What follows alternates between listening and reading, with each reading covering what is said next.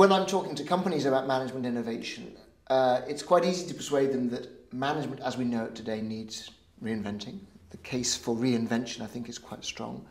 It is quite easy to point to examples of companies that have generated long-term sustainable benefits when they've been successful at management innovation.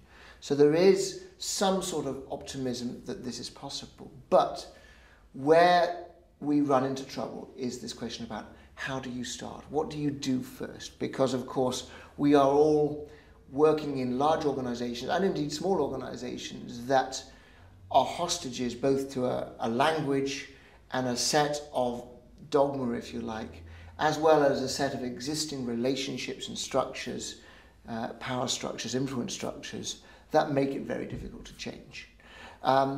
So my advice is very simple. And there's two elements to the advice. One piece of advice is let us look at things happening already in your organizations and in competitor organizations and see what is working. And I can point to many examples of interesting things happening in the realms of management already. There's a movement out there called the Beyond Budgeting Roundtable. Lots of companies experimenting, for example, with alternatives to the traditional form of top-down, process-driven budgeting.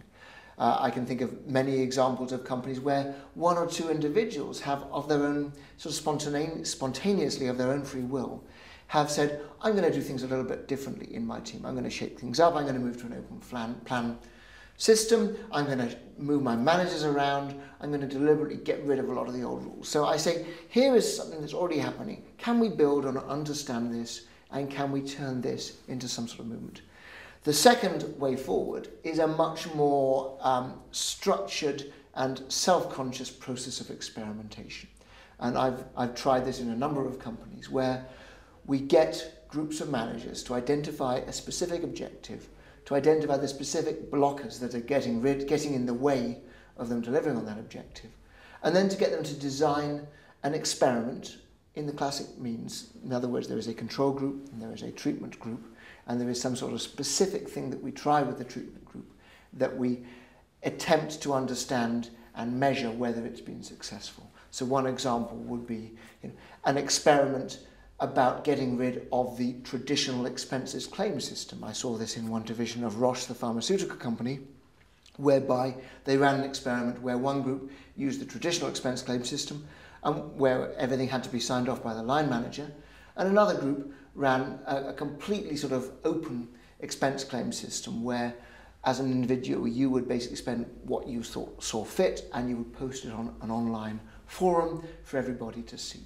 The online forum-based approach, which was transparent, which was essentially a bottom-up process, was more successful on all dimensions than the classic model.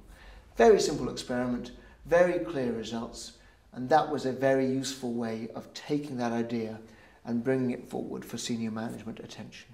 So a couple of different alternatives. You have to start small because by the nature of management innovation, it feels very risky because we're changing the kind of the plumbing, the wiring, if you like, of how an organization works.